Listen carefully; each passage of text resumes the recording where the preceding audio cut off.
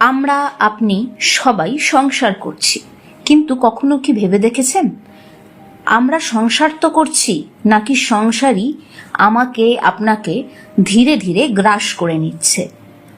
সকাল থেকে রাত পর্যন্ত মানুষ দৌড়চ্ছে, টাকা, সম্পর্ক, সম্মান, ভবিষ্যৎ, চিন্তা, সবকিছুর মাঝখানে কোথাও যেন মানুষ নিজেকেই হারিয়ে ফেলছে।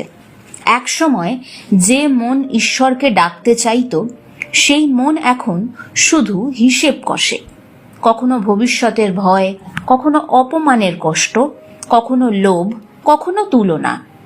আর এইভাবেই মানুষ ধীরে ধীরে সংসার করতে করতে সংসারী হয়ে যায়।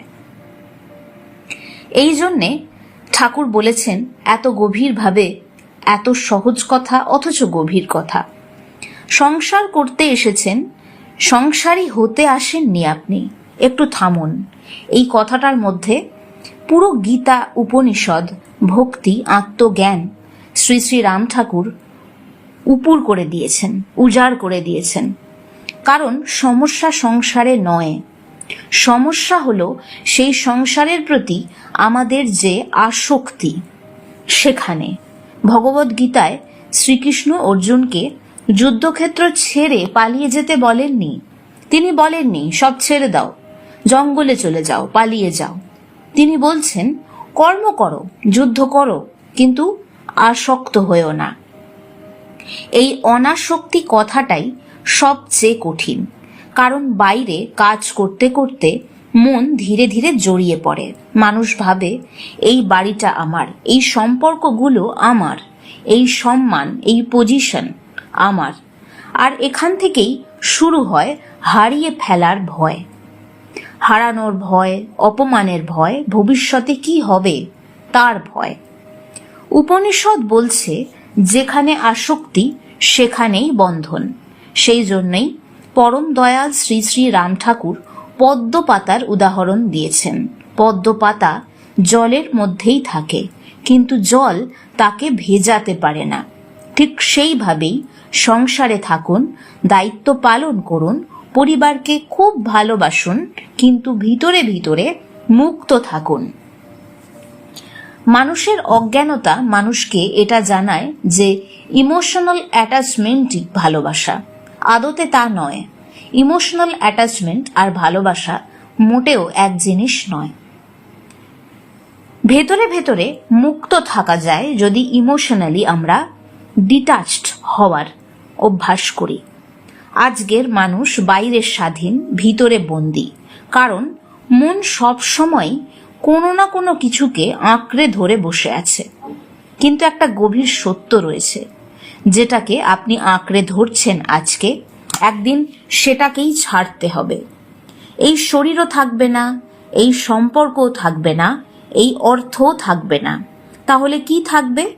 এই প্রশ্নই মানুষকে আধ্যাত্মিকতার দিকে নিয়ে যায়।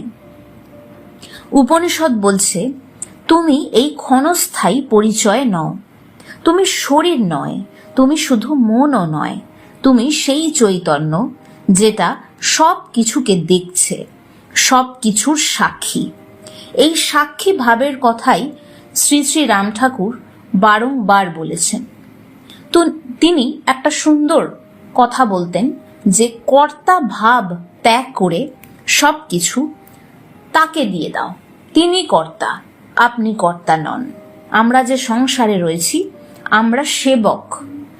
যা যা আমরা ভাগ্যের দ্বারা প্রাপ্ত করেছি সেগুলোর সেবা করছি। এতে আমাদের অহংকারের জায়গাটাও অনেকটা নম্র থাকে। এর একটা সুফলাফল রয়েছে। যখন আমরা অহংকার দ্বারা অন্ধ হচ্ছি না, তখন সামনের পথটাও পরিষ্কার হচ্ছে, আমরা পথটা পরিষ্কারভাবে দেখতে পাচ্ছি। ফলে আমাদের নেক্সট অ্যাকশন কি হতে পারে জীবনে, সেই ডিসিশনটা আমরা ক্লিয়ারলি নিতে পারছি। এই সাক্ষী ভাবটাই মানুষ বুঝতে পারে না, বা মানুষ ভুলে গেছে। এই ভুলে যাওয়াটাকেই বলা হচ্ছে মায়া। আর এই মায়ার মধ্যেই মানুষ ডুবে গিয়ে সংসারী হয়ে পড়ছে। ঠিক সেই জন্যেই রাম ঠাকুর নামের ওপরে এত জোর দিয়েছেন। তিনি বলেছেন, যে নাম সেই ভগবান। কারণ নাম মনকে ধীরে ধীরে বাইরে থেকে ভেতরে ফেরায়। প্রথমে মানুষ মেকানিক্যালি নাম করে, তারপর আস্তে আস্তে অনুভব করতে শুরু করে যে সংসারের মধ্যেও একটা ভিতরের নীরব জায়গা খুঁজে পাওয়া সম্ভব। এই সংসারটা আলাদা, আমার সেখানে যা যা করণীয় সেই কাজগুলো আমি করলাম, কিন্তু ভেতরে কোনো অ্যাটাচমেন্ট রাখার প্রয়োজনীয়তা নেই। সেটা না রাখলেও চলে, না রাখার অপশন রয়েছে। এটা শেখা যায়, এটা নিজেকে অভ্যস্ত করানো যায়, এবং সেখানেই আসল মুক্তি। সেই যে মুক্তির জায়গা, অর্থাৎ ভেতরে যে নীরব আশ্রয় স্থলটা নাম তৈরি করে, সেখানে ভয় পৌঁছতে পারে না। সেই জন্যেই শ্রী শ্রী রাম ঠাকুর আরো বলছেন, আসল মালিকের ঘরে ফেরার পুঁজিটা যেন নষ্ট না হয়। সেই পুঁজিটা কি? টাকা নয়, সম্পত্তি নয়, সেই পুঁজিটা হচ্ছে আপনি যে চেতনা, এই বোধটা জাগবে কোন কোন পথে? নাম, ভক্তি, সৎ চিন্তা, ঈশ্বর স্মরণ, শুদ্ধ মন। মানুষ সারা জীবন বাইরে বিভিন্ন জিনিস জমাতে ব্যস্ত, কিন্তু ভেতরটা তার ফাঁকা হয়ে যাচ্ছে।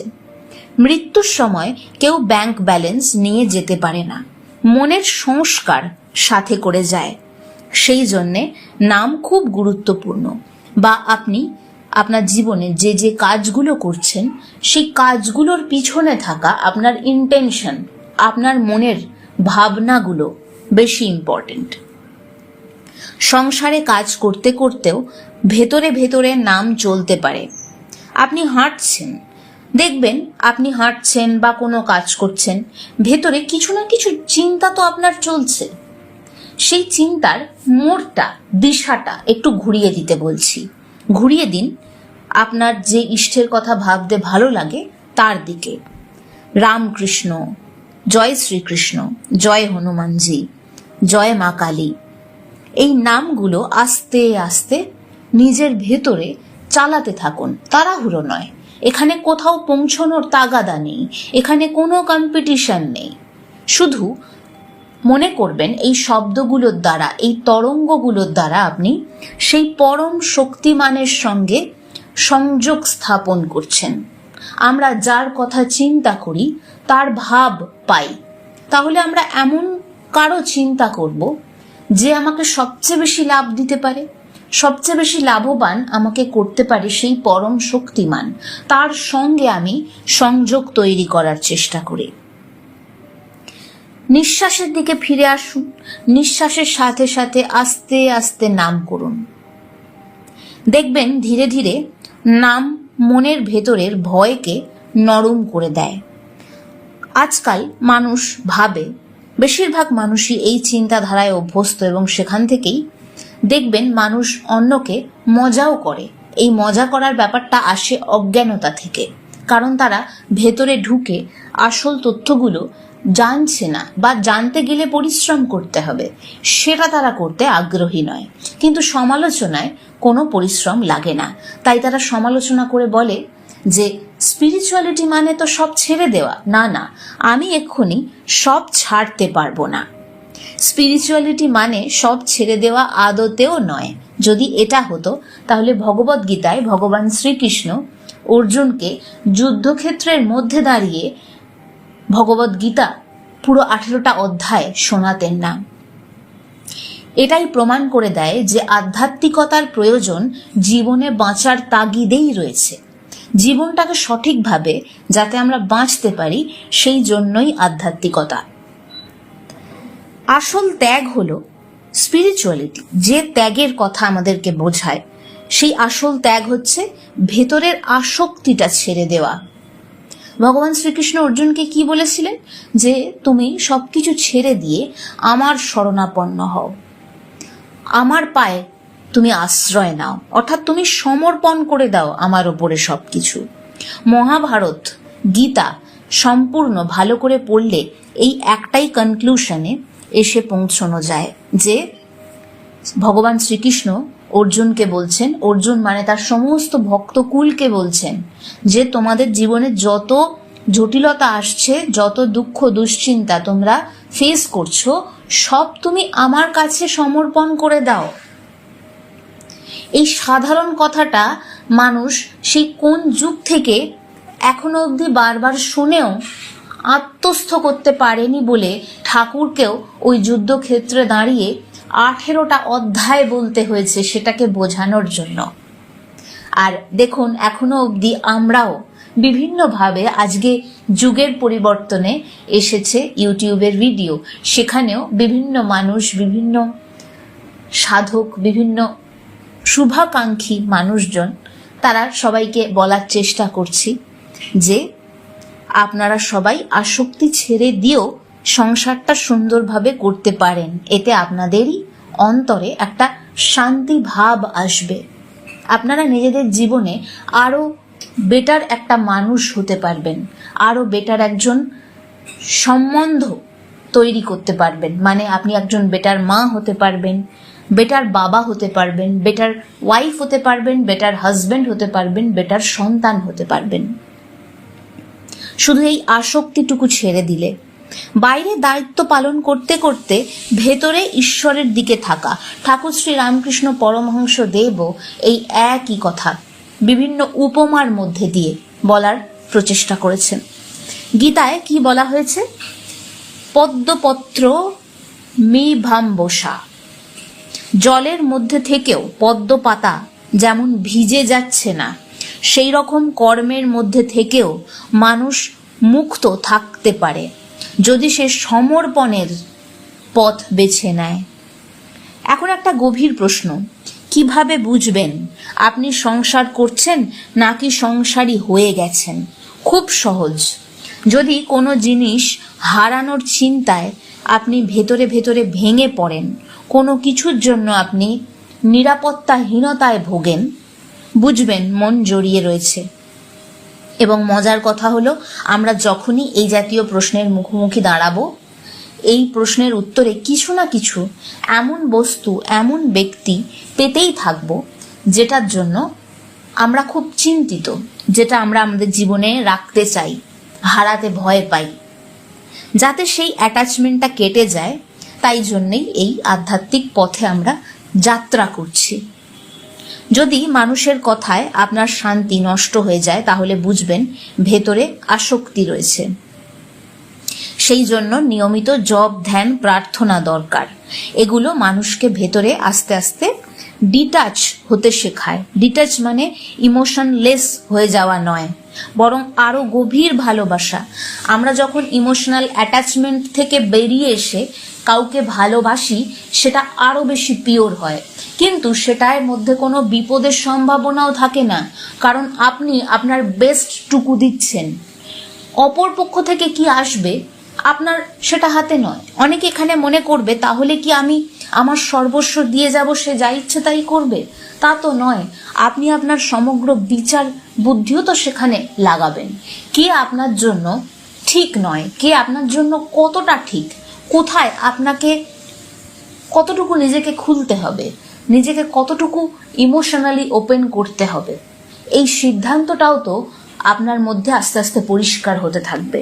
কাজেই যে মুহূর্তে আপনি বুঝতে পারবেন যে সামনের মানুষটা বা তার কাজকর্মগুলো আপনার জন্য সেফ নয়, সেই মুহূর্তেই আপনি একটা ডিস্টেন্স তৈরি করে নেবেন। যেটা করণীয় সেটা প্রপারলি করতে পারবেন। ভালোবাসা মানে অন্যকে এই স্বাধীনতা দিয়ে দেয়া নয় যে সে আপনার সাথে যা ইচ্ছে তাই করতে পারবে, সে আপনার সাথে যা ইচ্ছে পন্থা অবলম্বন করে আপনার ক্ষতি করতে পারবে, এরম কোথাও বলা নেই। আমরা ইমোশনাল অ্যাটাচমেন্টের ফাঁদে পড়ে এইটা নিজেরা নিজেদের স্বার্থে তৈরি করে নিয়েছি, এরকম একটা ধ্যান ধারণা। হ্যাঁ, আপনি ভালোবাসেন, কিন্তু তার মানে এটা নয় আপনার সামনের মানুষটা আপনার ক্ষতি করতে সক্ষম। আপনি যদি সচেতন থাকেন, বুঝতে পারেন যে কোনো পরিস্থিতি থেকে আপনার ক্ষয়ক্ষতি হওয়ার সম্ভাবনা রয়েছে, আপনি তো নিজেকে গার্ড করে নেবেন।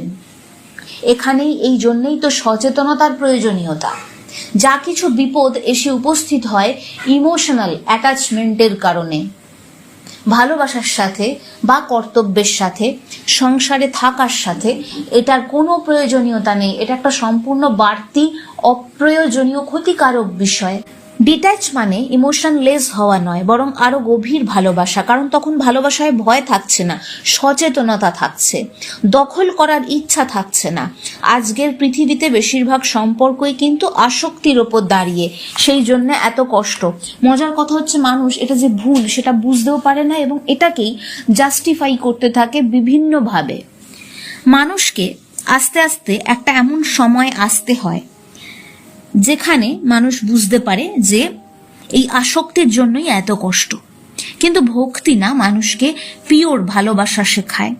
সেই জন্যে সাধকেরা সংসারে থেকেও ভিতরে ভিতরে শান্ত থাকতেন, কারণ তাদের মন ভেতরে ভেতরে ঈশ্বরের চরণে বাঁধা ছিল। একটা সময় আসে মানুষ বোঝে আমি এখানে চিরদিনের জন্য আসিনি। এই অনুভব ভয় নয়, এটা জাগরণ, এটা সত্য। এই সত্যকে গ্রহণ করেই জীবনের পথে হেঁটে চলা। সংসার বদলাবে না, কিন্তু দেখার দৃষ্টিভঙ্গি বদলে ফেলতে হবে। তখন কাজ চলতে থাকে, ভেতরে ভেতরে একটা নীরবতাও থাকে, একটা ভরসা থাকে, একটা নাম অন্তরে চলতে থাকে। সেই জন্যে শ্রী শ্রী রাম ঠাকুর মনে করিয়েছেন, হাত দিয়ে সংসারের কাজ করো, কিন্তু মনটা ঈশ্বরের চরণে রাখো। এটাই আসল সাধনা। মন্দিরে বসে শান্ত থাকা সহজ, সংসারের মধ্যে থেকে নাম ধরে থাকা কঠিন। তাই তো কলিকালে সবাই বলছেন যে আপনারা যদি নাম করেন তাতেই আপনার মুক্তি হবে। যদি সবকিছু করছেন, অন্তরের নামের স্রোত প্রবাহিত করতে পারেন একবার, সেই স্রোতই আপনাকে জীবনের পরম সেই লক্ষ্যে পৌঁছে দেবে। এই কঠিন পথটা মানুষকে ভেতরে ভেতরে শক্ত করে। আর যদি আপনি খুব অস্থির থাকেন, সংসারের চাপে ক্লান্ত হয়ে পড়েন, তাহলে সব ছেড়ে পালাবেন না, সেটা কোনো পথ নয়। বরং একটু নিজেকে দূরে নিয়ে যান, দূরে নিয়ে গিয়ে ভেতরের নাম জাগানোর চেষ্টা করুন। তার কাছে আপনার যাবতীয় যা দুঃখ, বেদনা, দুশ্চিন্তা কাঁদতে কাঁদতে বলুন, সমর্পণ করুন। তার কাছে কোনো লজ্জা নেই, কারণ তিনি আপনার দুর্বলতা, ব্যাকুলতা, ইমোশনাল যে ভালনারেবল মুহূর্ত, যে সময়টা আপনি খুব ভঙ্গুর হয়ে রয়েছেন আবেগজাত দিক দিয়ে, এই ব্যাপারগুলোকে নিয়ে সেই পরমাত্মা কখনো আপনাকে ভবিষ্যতে কোনো অপমান করবেন না, কোনো আপনার বিরুদ্ধে সেগুলোকে ব্যবহার করা হবে না। তাই তার কাছে বলুন, কাজ হয়। তার কাছে বলেই একমাত্র কাজ হয়। জানবেন, যখন আপনি কেঁদে কেঁদে ঈশ্বরের কাছে প্রার্থনা করছেন তবুও কিছু হচ্ছে না, এটা বিশ্বাস করবেন অন্য কোনো মানুষের কাছে বলেও কোনো কাজ হবে না। কারণ যদি আপনার সামনের পথ তৈরি করতে পারেন, সেটা একমাত্র ঈশ্বরই পারবেন, আর কেউ পারবেন না। সংসারের দায়িত্ব পালন করুন, কাজ করুন, ভেতরে ভেতরে এটা মনে রাখুন, আমি আপনি অতিথি, একদিন সবাইকে ফিরে যেতে হবে। তাই এই জীবনের সবচেয়ে বড় বুদ্ধিমত্তা হলো সংসারের মাঝে থেকেও আসল মালিককে ভুলে না যাওয়া। জয় শ্রীরাম।